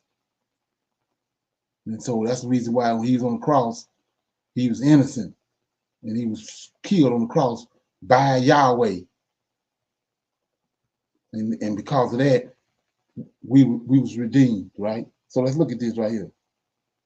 This 2 Kings 24:3. Surely at the commandment of the Lord, this is the real God of Israel, came this upon Judah to remove them out of his sight for the sins of Manasseh. Check it out. For the sins of Manasseh, according to all that he did. So what did he do? And also for the innocent blood that he shed. For he filled Jerusalem with innocent blood, which the Lord did not pardon. So let that firmate. So the same Lord put JC on the cross. Innocent blood. Had it, like I said before, he was beat down with a cat of nine tails, spit on, pulled his beard out. So the Lord of hosts had, that was already ordained from the foundation of the earth. Innocent blood. But he just didn't put brought drama on Manasseh for shedding innocent blood in Jerusalem. Let that firmate. Okay, anyway, now the rest of the acts of Jehoiakim and all that he did, are they not written in the books of the Chronicles of the kings of Judah? So Jehoiakim slept with his fathers, and Jehoiakim, his son, reigned in his stead. So this is the third son. No, let's go back. Because this is where the trickeration come in at. So Jeconiah was the first son, firstborn. He was taken into Egypt and killed. Then Jehoiakim came. He rebelled against Nebuchadnezzar, and he was killed. Then Jehoiakim's son, right, was put on the throne. This is who Jehoiakim is. He's Jehoiakim's son, right? Jehoiakim was 18 years old when he began to reign, and he reigned in Jerusalem 3 months. See that? 3 months. And his mother's name was Nehushta, the daughter of Elathan of Jerusalem, and he did that which was evil. So we already know what's going to happen. He did that which was evil in the sight of the Lord, according to all that his father had done. At that time, check it out. This is where the drama come in at. At that time, the servants of Nebuchadnezzar, king of Babylon, came up against Jerusalem. The second trip, right here. He came 3 times. It says, at that time, the servants of Nebuchadnezzar came to Babylon. The king of Babylon came up against Jerusalem, and the city was besieged. So this is the Lord of hosts. Like I said before, the demons, they ain't gonna stop. The Lord of hosts ain't gonna stop either.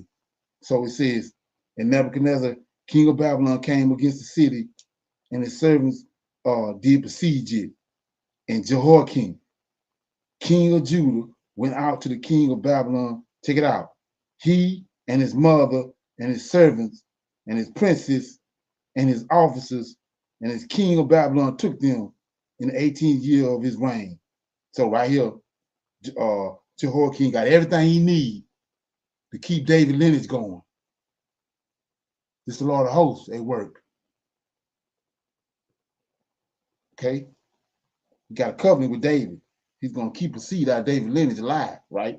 So 13, and he carried out thence all the treasures of the house of the Lord and the treasures of the king's house, and he cut in pieces the vessels of gold which Solomon, king of Israel, had made in the temple of the Lord, as the Lord had said.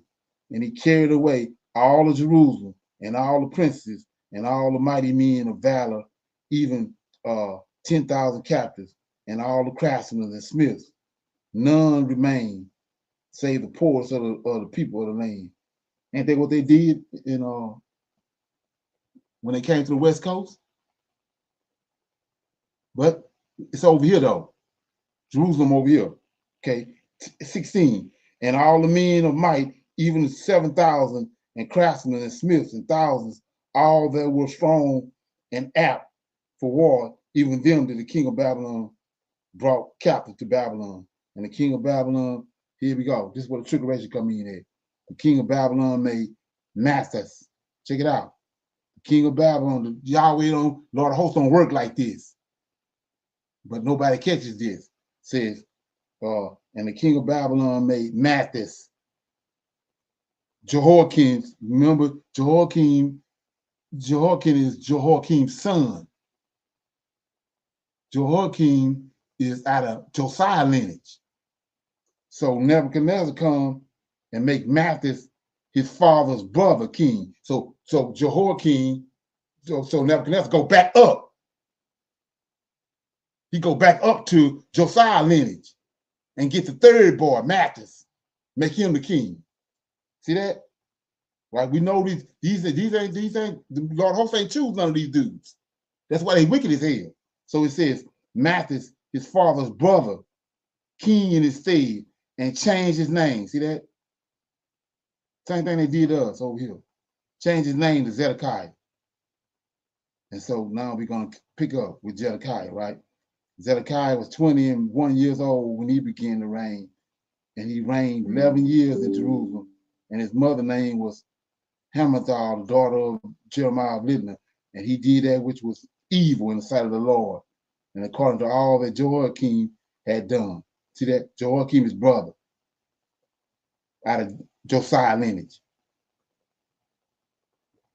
For through the anger of the Lord it came to pass in Jerusalem and in Judah until he cast them out from his presence, that Zedekiah rebelled against the king of Babylon. Now here goes, this is the last. Got to understand the Lord of hosts, indignation that came to a fool, just like Gabriel told Daniel. The Most High indignation that came to a fool. We ain't finna play no more. We ain't playing hopscotch no more. The party over. So it says, this chapter 25, this is the third visitation from Nebuchadnezzar. And it came to pass in the 9th year of his reign, in the 10th month, in the 10th day of the month, that Nebuchadnezzar, king of Babylon, came, he and all his hosts, against Jerusalem, and pitched against it, and they built forts against it around about. And the city was besieged until the 11th year of King Zedekiah. And on the 9th day of the 4th month, the famine prevailed in the city, and there was no bread for the people of the land. And the city was broken up, and all the men of war led by night by the way of the gate between the two walls, which is by the king's garden. Now the Chaldeans were against the city round about, and the king went the way toward the plains. This is Zedekiah. And the army of the Chaldeans pursued him. This is what he promised David. He promised David this. And the army of the Chaldeans pursued after the king, overtook him in the plains of Jericho, and all his army was scattered from him. Check it out. Remember what he did with Jehoiakim. He took all of Joachim's wives, all the seed royal of David. He took all of them with him to Babylon in the second excursion. So this last excursion, right? And we know Zedekiah is not out of Josiah, is not out of he's not ordained by the Lord of hosts. So it says, and the army of the Chaldeans pursued after the king, overtook him in the plains of Jericho, and all his army was scattered from him. Now check it out. So they took the king. Look at this. Tell me who's doing this. So they took the king, brought him to the king of Babylon at Riblah, and they gave judgment upon him.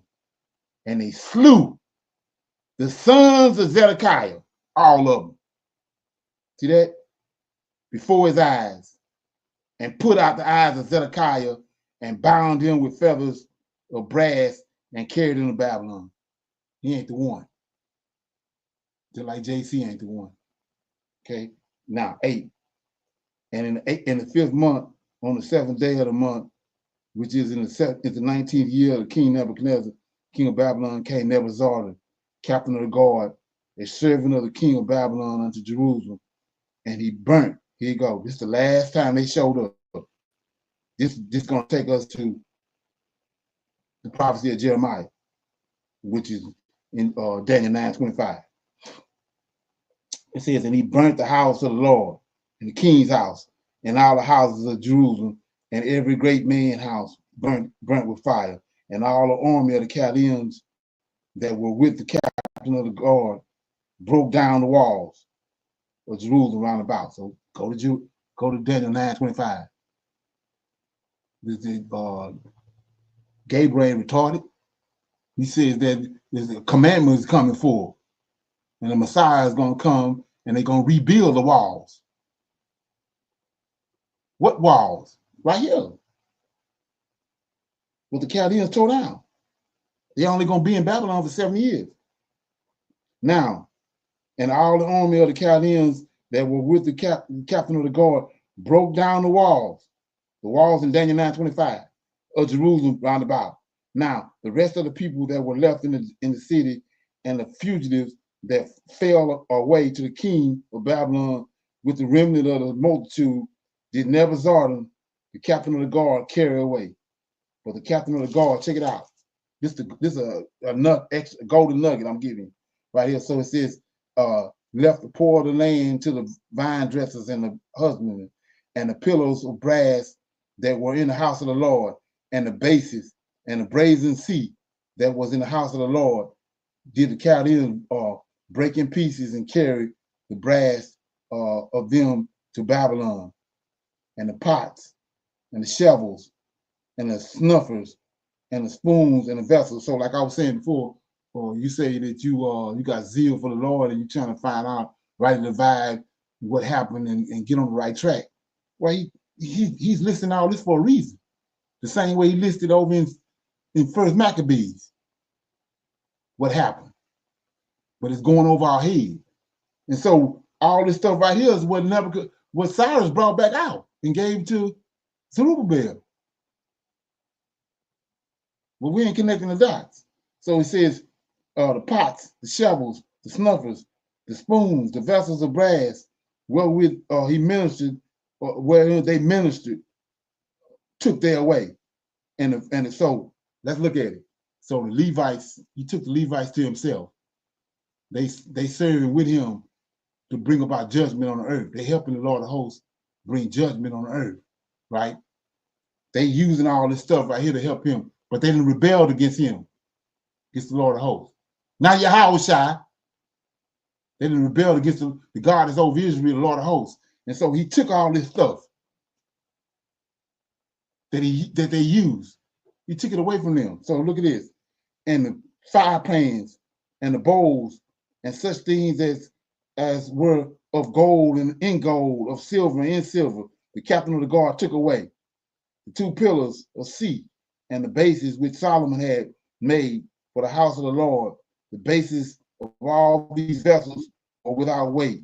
And the height of the 1 pillar was 18 cubits. I'm going to go past that. So anyway, we get down to 19. And out of the city, he took an officer that was set over the men of war, and 5 men of them that were in the king's presence, which were found in the city, and the principal scribe of the host, which mustered the people of the land, and 60 men of the people of the land that were found in the city. And Nebuchadnezzar, the captain of the guard, took these, check it out, took these and brought them to the king of Babylon at Riblah, and the king of Babylon smote them and slew them at Riblah in the land of Hamath. So Judah was carried away out of their land. So let me go back because I want to show you something. This big. So I'm in 2 Kings 25. Remember, the Most High got 2 anointed ones. He got 2 messiahs. One of them is out of the lineage of David, and the other one is out of the lineage of Aaron. So right now, the situation that we're in right now, before we leave here, before this exodus happens, and we go back to the land, back to our homeland, those 2 messiahs got to be identified, just like he did right here in Babylon. He got a covenant with David. The king is always going to be a seed out of David lineage on his throne. If the king ain't out of David lineage, it's a problem. The high priest is always going to be out of Aaron's lineage. If he ain't out of Aaron's lineage, it's a problem. It's going to be chaos. So let's look at it right here. Verse 18. This is 2 Kings 25 and 18. And the captain of the guard, let's go right over everybody's head. And the captain of the guard took Sariah. Look at it. The chief priest. This is the high priest. So the captain remember, these Levites wicked as hell. That's why he came and brought Nebuchadnezzar there. And they taking all the stuff they use to worship the Most High with. He don't want them using it no more. So right here in 18, the captain of the guard took Sariah, the chief priest, and Zephaniah. This is Zephaniah over there with the book of Zephaniah. And Zephaniah, the 2nd priest, and the 3 keepers of the door. Now we're going to read these next 3 verses. And out of the city he took an officer that was set over the men of war, and 5 men of them that were in the king's presence, which were found in the city, and the principal scribe of the host, which mustered the people of the land, and 60 men of the people of the land that were found in the city. Check it out. This is a high priest. He wicked as hell. 20. And Nebuchadnezzar, captain of the guard, took these, brought them to the king of Babylon at Riblah, and the king of Babylon smote them. He killed the high priest and slew them at Riblah in the land of Hamath, and Judah was carried away out of that land. So why am I showing you this? Okay, well we're gonna fast forward right quick. I want to show you something. I'm in Ezra, right? Ezra chapter 7. show you who Ezra is. Okay, on chapter 7 of Ezra, verse 1. Now, after these things, in the reign of Artaxerxes, these years later, Artaxerxes, king of Persia, Ezra, look at that, Ezra, son of Sariah. See that? Ezra out of Aaron's lineage. Ezra, son of Sariah. We're going to keep going. You think I'm fumbling with it? The son of Ezra, the son of Hilkiah, the son of Shula, the son of Zadok, the son of Atum, the son of Amara, the son of Ezra, the son of Moriah, the son of Zorah, the son of Uzi, son of Bechiah, son of Abishua, son of Phinehas, son of Eleazar, son of Aaron, the high priest. See that? Okay, and he ain't doing nothing no different than today. Okay, so like I said before, when you come across somebody and they got zeal, unnatural zeal for the Most High, ain't no accident. Come on, ain't no accident. Okay, so let's go get it. Let's go back where I was at. So they killed him. And then later on, Ezra showed up. So Ezra out of Aaron's lineage. Okay, so let's keep going. Anybody got a question so far? Is this making any sense? Yes, sir. Okay. Got okay. So anyway, let me see where I was at. So it says in 2 Kings 25 and 21, and the king of Babylon smote them and slew them at Riblah in the land of Haman. So Judah was carried away out of that land. So we killed the high priest when they came to the Jerusalem the last time. They killed the high priest. They're killing these Levites. Lord, those got them killing the Levites because they wicked as hell. Okay, so then we're gonna pick it up at 22, 2 Kings 25 and 22. And as for the people that remained in the land of Judah, whom Nebuchadnezzar, king of Babylon, had left, even over them, check it out, see that? Even over them, he made Gedaliah, the son of Ahim, king of Stephan, son of Stephan, ruler. See that? That's a breach. He not David's lineage. That's a breach. And when all the captains of the armies, they and their men heard that the king of Babylon had made, see that? They even know that Gedaliah, governor, king. That word governor means king. There came Gedaliah to Mizpah, even Ishmael, the son of I can't say these names, and Jonathan, the son of Kiriah, and Sirah, the son of Tishmah, the Neophite, and Jezin. So all these boys right here is from the seed royal. And they already know that this dude right here is an abomination.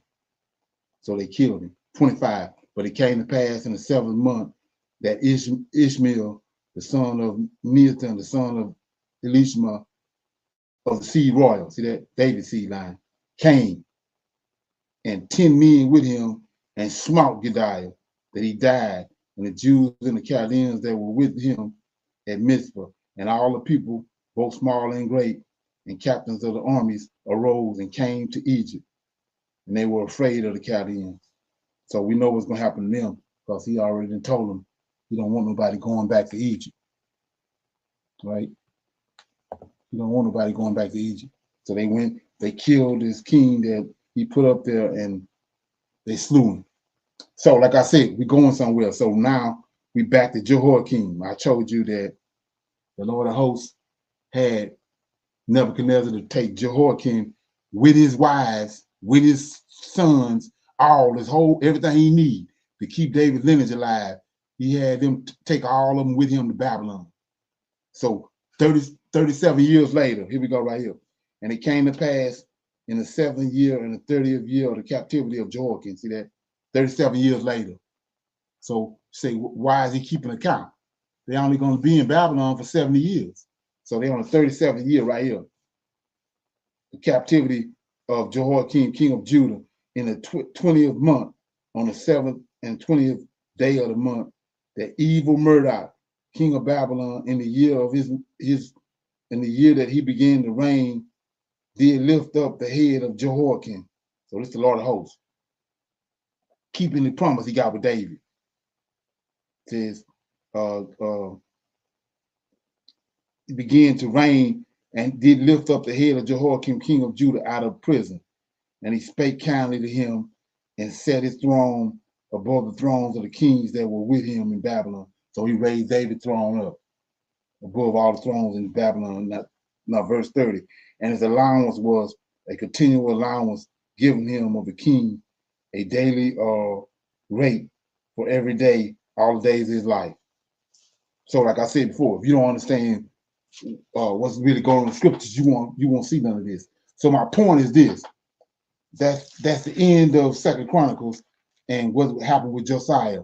The very next, that was 2 Kings, the end of 2 Kings. The very next book is Chronicles. Look what's in Chronicles. This how they hoodwinked us right here. Look at this.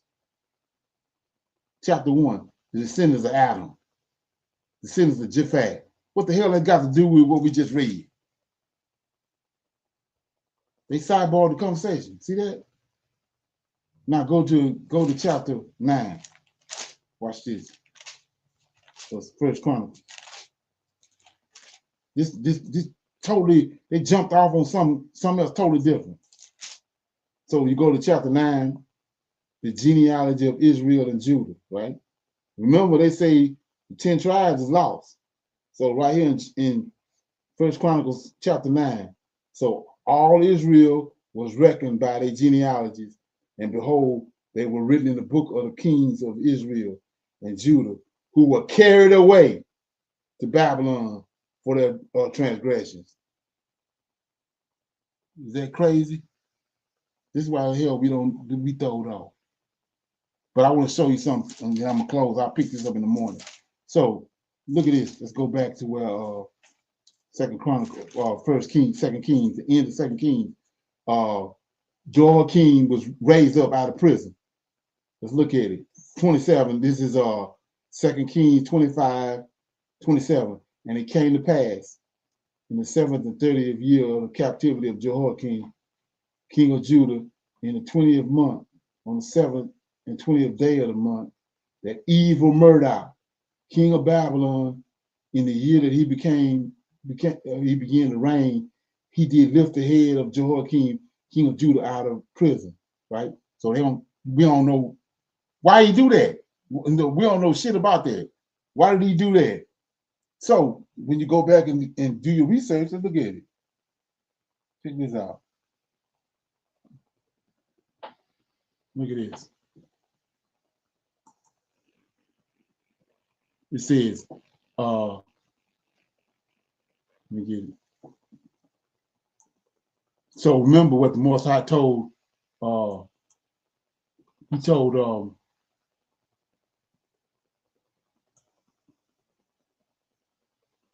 let me get it. Yeah, he told Jeremiah to tell the Israelites, y'all gonna go into captivity for 70 years, right? And then I'm gonna bring you out after 70 years. So here we go, right here. This is no different than what he did with let me get it. Tripping, man. Yeah, here you go. So Jehoiakim, so he told the Israelites, you're gonna go into captivity, serve Nebuchadnezzar, his son, and his grandson. Evil Murdoch is his grandson. But check this out. This is what they left out of the story. Jehoiakim was treated kindly because of his friendship with Evil Murdoch. Evil Murdoch brought Jehoiakim out of prison and treated him well for the rest of his life. Jehoiakim, check it out. Jehoiakim had gone into prison at the age of 18. That's when they picked him up in Jerusalem and took him to the prison, took him to Babylon and put him in prison, just like Joseph. And he was released at age 55. According to the Jews, Evil Murdoch had himself been in prison. See, they don't tell you this. Evil Murdoch himself had been in prison by his own father, by Cyrus. And contracted a friendship for Jehoiakim while he was in prison. So what we looking at? Joseph was in prison, didn't he? And the butler and the wine bibber, whatever it was,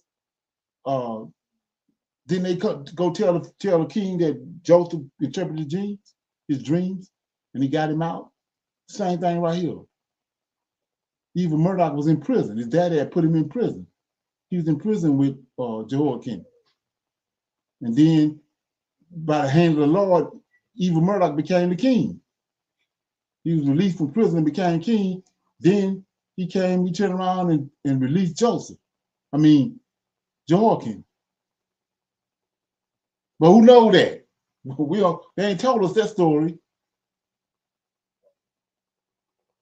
Ain't that something? So you get a chance, Google it. Yeah.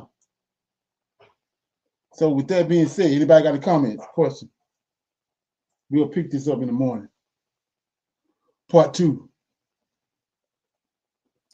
Yeah, that's deep. I'm gonna have to rewatch this one. Oh yeah.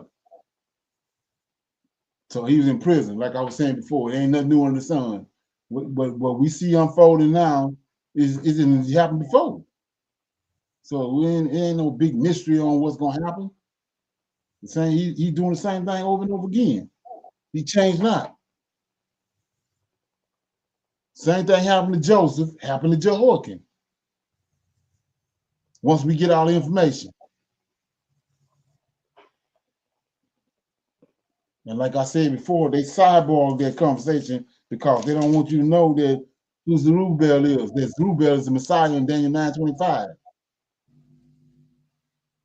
When you get the whole story, when you follow the whole story, you can see it's obvious that there is no connection to JC in Daniel 9:25. That's why he introduced him to us as they're talking about he's the Messiah. He got introduced right there, but he ain't none of him. Okay. Okay. Somebody have a scripture they want to talk about, or what y'all want to do? I got one, Brother Leonard. Okay. Proverbs 22. Okay. Okay, let me get my glasses. Proverbs 22, 16. He that oppresses the poor to increase his riches, and he that giveth to the rich shall surely come to want. Right. So we just saw that, right? We just saw that with I told you they killed Ezra's father. He was the high priest. He was doing the same thing. Matter of fact, all of the priests was doing that. We see it in the book of Susanna in the Apocrypha. How those wicked priests were trying to extract sex from Susanna, and it ended up going back on them. We see it over and over and over in the Greek. Look at Nabal with Abigail. Okay.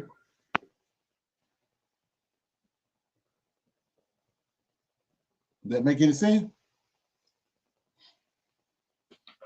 Yes, sir. Okay. So, like I said, I'm gonna pick up the rest of this in the morning for our Sabbath class because I wanted to show how they twisted all this, what I'm reading, and they twisted it all up, and they didn't put everything in there. And so when you read it in the context they want you to read it, it's gonna take you right to telling you that JC is in Daniel 9:25, but he ain't. Okay. So with that being said, I'm gonna say shalom, shalom, and another shalom. Shalom, everyone. I highly recommend that you get this book and you read it because it's a must that you understand who God head is in the order that's in the Old Testament and Tanakh, because it's not the same as in the New Testament. And when you read this and you get an understanding, then the scriptures open up and then you begin to understand. So I highly recommend that you get this book. It's the Elohim of Israel. And it's a breakdown on the word Elohim and who the God of Israel is and the Godhead.